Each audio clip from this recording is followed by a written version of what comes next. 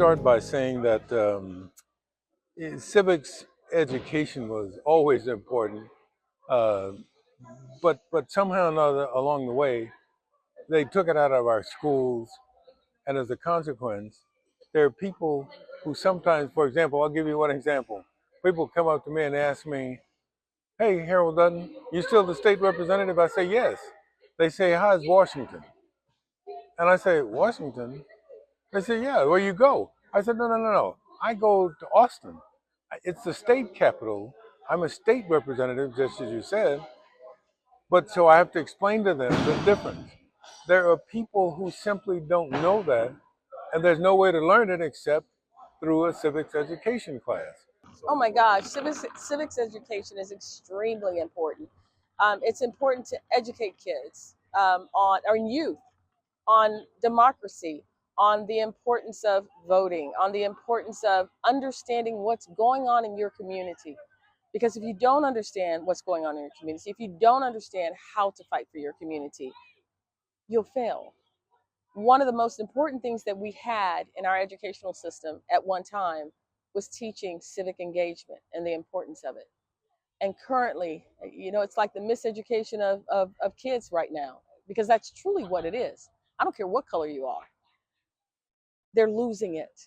And because they're losing it, they don't know how to ask the questions properly. And if you don't know how to ask the right questions, you're never going to get the truth of what you need to know. You're never going to know how to do critical thinking and solving problems or solving concerns, or concerns when you want to know who's voting for what, who should I vote for, what are those politicians actually saying that are out there. Those things are crucial. Civic education is important because you can't advocate for yourself if you don't understand civic processes. And so it's important for children in school, it's important for individuals who are casting their votes, it's also important for businesses, business leaders, actually anyone who wants to participate in the process needs to know how the process works. Yeah, actually, I am senior advisor to the Texas Business Leader Alliance, which empowers business leaders to speak up on issues of importance to the economy and the communities that they serve. Um, we find that business leaders, especially those that are, you know, entrenched in running a business daily, like small business owners like myself, uh, need access to information, training, education, so that they can be civically involved in a way that is um, less constraining, and also in a way that keeps them informed so that they can say what they need to say, do what they need to do for the benefit of the communities that they serve.